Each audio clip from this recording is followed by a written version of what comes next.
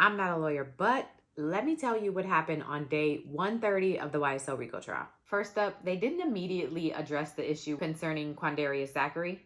There were a couple APD officers who testified, still talking about that April 2015 drive-by that included Antonio Sledge. And then right before a break, the attorney for Quindarrius Zachary comes up. That's fine. That's one from the record. I'm representing Mr. Zachary, family pertaining. I understand he was picked up on material witness. I would ask the court to release him. He's had sickle cell bad. When he was picked up, he was just exited the hospital. They had to do 2 blood replacements, transfusions. He's in the hospital, or he's in Brady right now. That Brady, he's in Fulton County Jail. He's got pneumonia. He will not live, Judge. I talked to the family. In the last 4 months, he's been in and out of the hospital 10 times. He's extremely sick. He will not survive in Fulton County. I would ask that he be released, and I'm going to be in touch with him. He will come to court when you ask him to come to court. Go ahead. If not, he won't live. All right. So the information I got this morning, and y'all, this was actually what I wanted to discuss on the record. Had we at the bench conference, had we gotten started at 8:45, like I asked for us to get started. So anyway, no, this has nothing to do with that. But the information that I got this morning from the sheriff's office was that he is in Grady. Your Honor. So I don't know how recent your information is. I talked to family 2 a.m.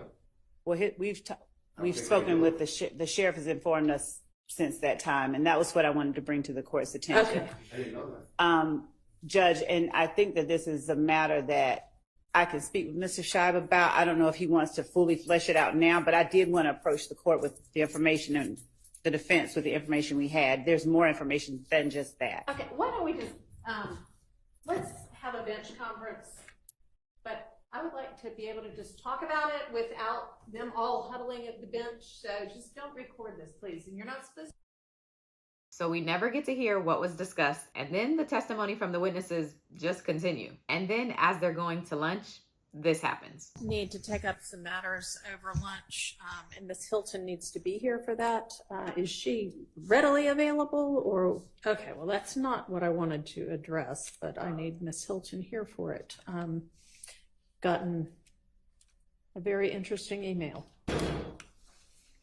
and I'm going to want to discuss it as a bench matter, but it is very difficult to have everybody huddle at the bench. So when Ms. Hilton gets over for us to discuss that, I'm just going to ask that the media and the audience be excused, because you wouldn't normally hear what goes on with a bench conference. It'll be taken down for the record, but it's just too difficult to have a serious, involved conversation huddled around very little space. So why don't do you know whether the lunches are here? Why don't we take 30 minutes so that the defendants can eat lunch and then reconvene. So they get back from lunch and just carry on like nothing happened.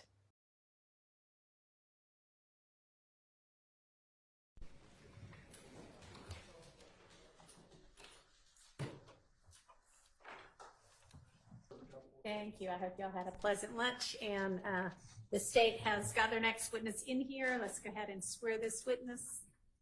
Officer Hill, Sean, S-E-A-N, last name is Hill, H-I-L-L.